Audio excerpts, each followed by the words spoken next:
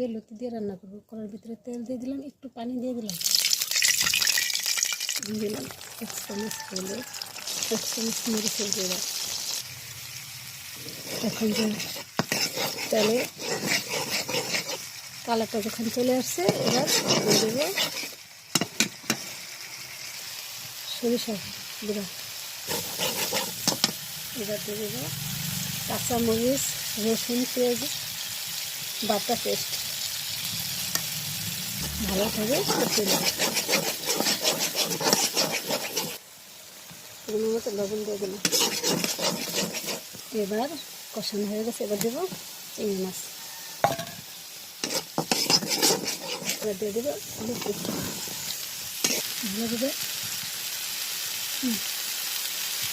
ভালোভাবে লাগার পর এবার পানি দিয়ে দিলাম, ঢাকনা দিয়ে ঢেকে দিলাম। ঢাকনা উঠিয়ে দেখি